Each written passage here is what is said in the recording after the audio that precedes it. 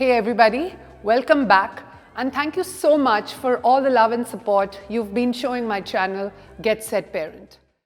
So folks, how are those New Year resolutions coming along? Today I thought, how about we make some resolutions together? We spend so much of our time, energy and focus really catering to the tangible aspects of parenting, but it's also up to us to make them mentally strong, resilient and emotionally tough.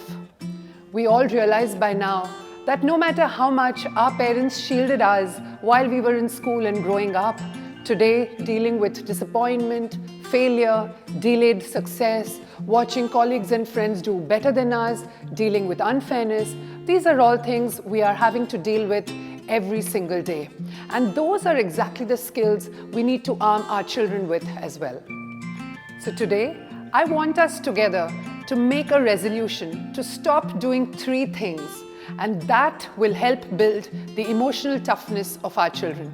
So let's jump right in, Get Set Parent. Number 1, stop comparing kids. Dad, why can't you be like Sunil uncle? He takes his family out on international holidays every year. And you mom, why can't you be like Rini auntie? She's so beautiful and she never scolds Vicky like you do. Lucky kid. Ouch. Hurts, doesn't it? Being nitpicked or criticized is an awful feeling that leaves you feeling bitter and inadequate. The same happens to our children as well. Just like you can never be that uncle or auntie that your child wants you to be, your child can also never be anybody but himself or herself. Constantly yearning or taunting your kids or comparing them to be that topper of the class or that sports star will never get you there. In fact, it will leave you feeling bitter, grumpy, and blind to your own child's strengths. Here's what happens to your child when he's constantly compared to his classmate, friend, or sibling.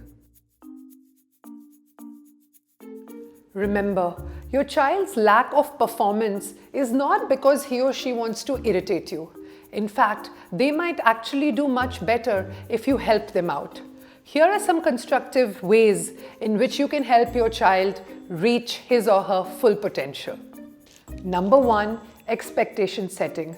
Set realistic expectations which will leave you and your child both feeling positive and accomplished. 2, help your child work on weak areas where both of you think additional help is required. Sign up for extra classes, get somebody home to tutor your child, etc. 3, appreciate the strengths of your child.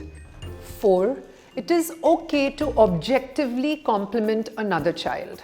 For example, Neha is really improved on swimming these days. Or Rita has really worked on her maths from the last exam.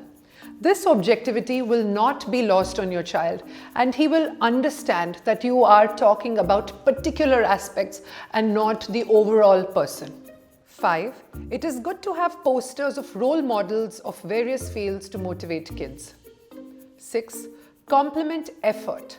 Outcomes are unknown, but if you see your child is really putting in that extra effort to improve his score, encourage and recognize that effort. It will be a huge ego boost for that child.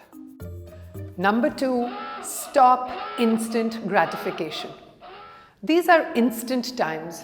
Instant food at your doorstep, instant entertainment, everything at a click of a button, 0 waiting times. All of this is great, but there are consequences to face. The ability to resist immediate temptation and wait for a later, bigger reward is a very critical life skill kids need to develop. We all know as adults how much time, energy, patience, and sacrifice it takes both at work and for relationships to reach success. Here are some ideas to practice delayed gratification with your kids at home. 1, allow them to do activities which don't have any return.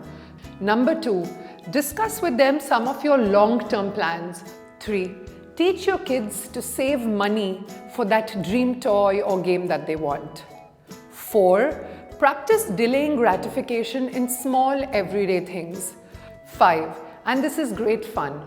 Open one birthday gift a day after the big birthday party is done and not everything on the same day. And number 6, make Tooth Fairy appear 3 or 4 days later. It's okay if the child waits. Word of caution here, don't be unreliable. If you have promised a larger reward for the child's wait, please ensure you don't disappoint them. You don't want your child to lose faith in the process.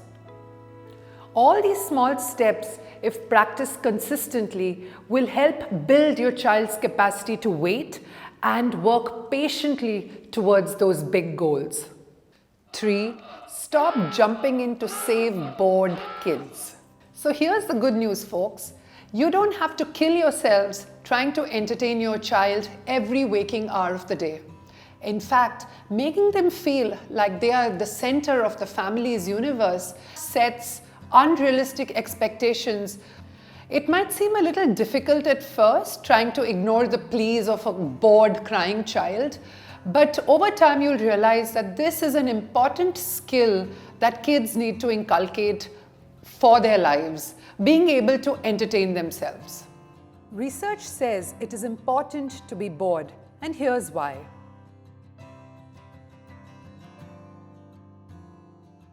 Here are some ideas to boost the boredom factor in your kids.